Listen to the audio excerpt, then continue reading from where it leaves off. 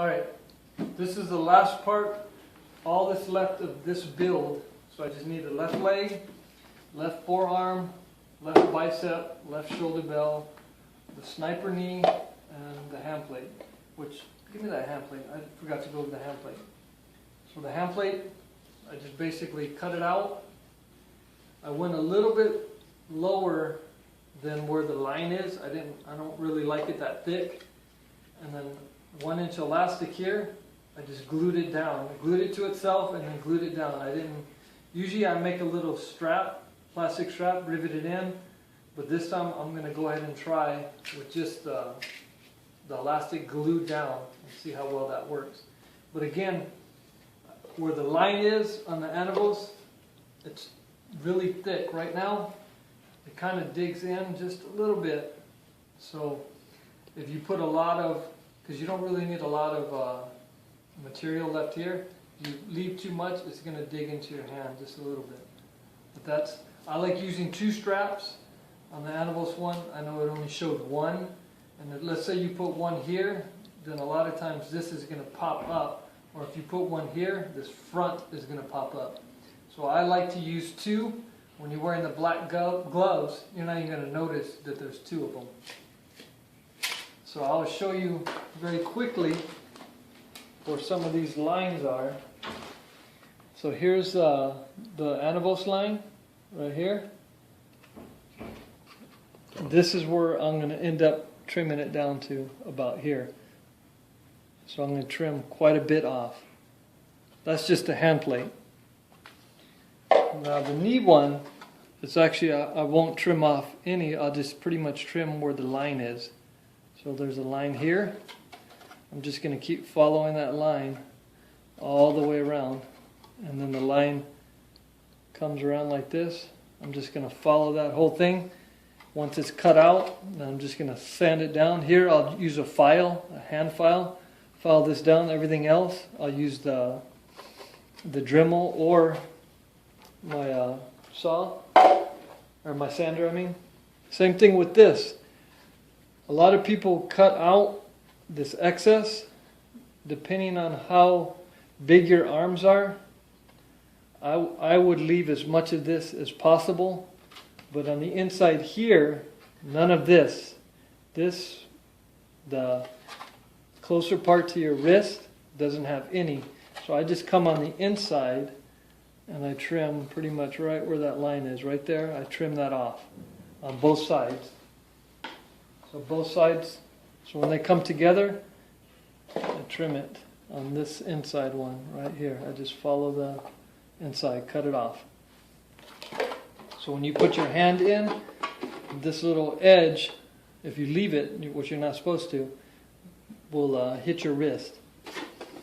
So on the side here, what I did on mine is I went ahead and cut to the line on both sides. And then what I did is I measured 7.5 millimeters. I measured down. So from that very edge down. So wherever, let's say it's the lines here and the lines here, I just drew a straight line. Not very straight. And then I just cut it off. And then this one is a little bit different because there is none on either side. But if you look on this side, it does have that raised edge. So that raised edge, 7.5 down. And then I trimmed it. So I didn't even trim where this line is. This side, I did trim. I trimmed exactly where the line was. And then once I put it together, I seen how big or how small it was. And then I just trimmed it to fit his arm. So the one side without the ridge is a little bit trickier than the one side with the ridge. With the ridge is easy, 7.5 down for screen accurate. If you're a bigger person, then you're going to have to go, I would go smaller. But you're still going to have to trim where that line is. Well, actually, if you're a really, really big guy, I would trim at the very bottom, down here first, and down here, and then just go in from there. Where do you want it to sit right here at the end? You want it to fit right where your wrist is. So when you have the hand plate, You want the black. So you want just a little bit of black here, and you want a little bit of black here. So you want to even them out. So wherever your hand plate sits, that's where that. You don't want that. You don't want this armor to go past it, where it's touching your hand plate. You don't want that.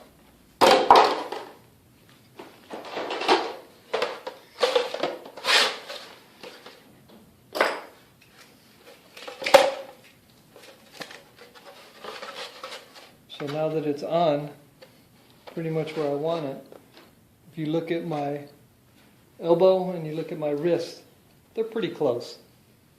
Might be off a little bit here and there, but you see how when I bend, it's going to come closer to your wrist, but then once I come back, it's going to all sit perfectly. So now, same thing with the biceps. Where that line is, I just trim exactly where the line is on both sides. Both biceps. Because both biceps do not have that ridge. There's no ridge to go by. And then you're just going to put them together, and then you're going to trim it down to where it fits. Where it fits your bicep. So you don't want it real big, but then again, whatever your forearms are, your biceps should be somewhat close to it. Maybe just a tiny bit bigger. So you don't want to have really huge biceps and small forearms. Or you don't want really small forearms and huge biceps. So the bicep is just a little bit bigger than the forearm. Kind of like most people's biceps are a little bit bigger than the forearm. Now, one thing I messed up on with this one is make sure when you cut it out, that it's cut all the way. I end up making a little tear in mine that I had to make ABS paste behind it, because when I was pushing it to break it loose, it tore because I didn't cut through completely all the way through. I didn't score it good enough, so it ended up tearing it. Will you notice it? Barely. You can see it right there. It tore it right there. But again, I just threw some ABS paste behind it. I don't know if you'll be able to see it. Let me take it apart real quick. So there's the ABS paste right here. And then I just have that little bit right here. I'm not going to put any ABS paste out there, because you're not going to really, unless I told you or didn't tell you, you would never even notice that. Because once it's on the arm, you would never notice it. So again, be very careful when you're cutting any of this out, because this stuff will rip very easily. So just follow the line all the way across. And what I do once it's cut out is I put it on the sander and I sand it down, and then it makes it flat, the sander does.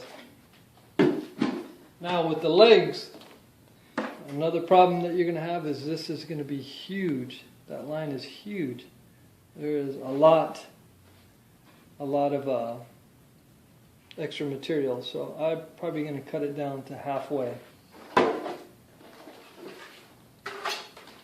So, if you look at the difference between where the cut line is and where I actually cut it, there's still a return edge, just not as pronounced. So you can cut at the very beginning where the cut line is. Once you put them together, then you can sand it down to where it'll fit you better. You don't need a lot. Just as long as whenever somebody sees it, they can see it looks a lot thicker than what it really is. And you can see that. If you look at certain angles, you can see how it looks a lot thicker. Same thing within here. This is too much. Especially in the back part, it's probably going to end up hitting the back of where your knee is. So you're going to probably trim it down quite a bit back here, not quite as much here. But if you look at mine, this is the back, this is the side. So you can see I still have quite a bit. This isn't going to be seen as much as the top because it's on the bottom. But you don't want to cut all of this totally out. You want to leave just a little bit. Plus with this one, this hides it a lot. The other leg, there's nothing. Maybe the sniper knee might come up and hide it a little bit. But you want to leave just a little bit. Definitely not as much as what the return edge is on here. But it's good to cut it here and then you can trim it down later once you put them together. So I'm going to be building that later. And don't worry, all the pieces that are marked, it still has a protective covering. So once I pull the protective covering off, you won't see any of those lines. Now we're going to talk about this. So this is the wrong color. It's a little bit too dark. So I'm going to spray paint it and make it a little bit lighter gray. You can keep it if you want to, but I'm going to do it a little bit lighter gray. These ends right here, I would just use a sander or file, whatever, and then bevel them in just a little bit on both sides, and it'll be a lot easier when you go to put them on. This one just barely doesn't quite fit. It's just a little bit stuck. So if you bevel it down, it'll make it a little bit easier of a fit. So with these brackets are actually really nice, but the brackets are just a little bit too short. So what I'm probably going to do is just make another one where it's maybe an inch longer. Same thing with this. It's supposed to be 4.5. So if it's not quite 4.5, that's okay. Just as long as it's somewhere within there. And also the tube is just a little bit too long. So once you put the caps in and they're pushed in as far as they can go, from end to end, it's supposed to be 7.25. This is supposed to be 4.5. You're supposed to have, this is supposed to be 1/2 inch from end to here. So end to here is 1/2 inch. And then it's supposed to be 1/2 inch from the very end of the end cap to the control panel. It's supposed to be 1/2 inch. So pretty much this is an inch. So a good way to measure it is once you have these butted up. These are supposed to be butted up. There's very little gap. You can kind of see right there, that's 1/2 inch. Because this is an inch, they put the hole in the middle, so you just line that up. So if you were to do it on this side, you can see how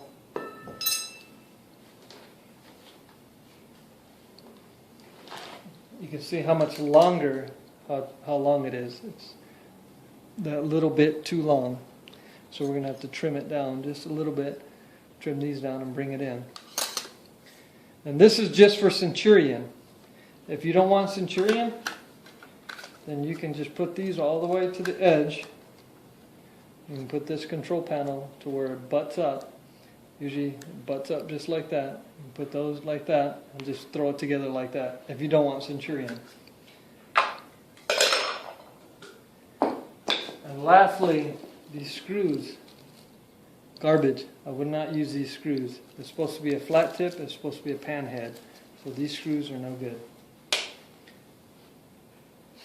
Okay, again, I'm going to do another video. And I'm going to actually cut all this out and put them together. I'm going to do that a little bit later today. So today, this kit will all be put together. But since Betsko isn't here, the guy that owns this kit, I can't trim any of the legs down, and I can't make any of these straps, because it has to be for the person. It can't be for me, it can't be for somebody else. It has to be for the exact person that's going to.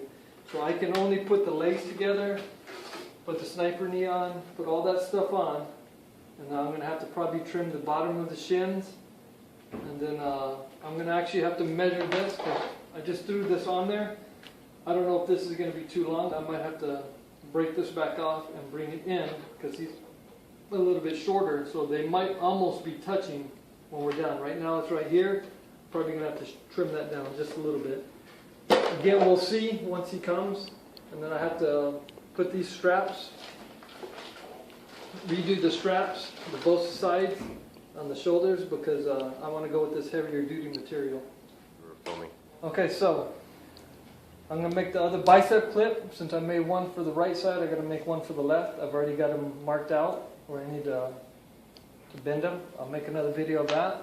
I also have made my bra clips, and then I made my elastic, and it shows how I just cauterize the hole. I'm going to put it through, and then these just fold over, and I throw some glue, throw some activator, and then I just put my fingers, boom, it's done. Literally takes longer to make these bra clips than it does to actually, because before we used to make these little round eyelets, and then you would lay it on top. You lay it on top right here, and you would sew them. It took forever, and I've found out over the years that the thread, you know, do it about 5 to 10 times, it ends up coming out. This way, when you put it in, and you fold it over, and you glue it on, this is going to be permanent.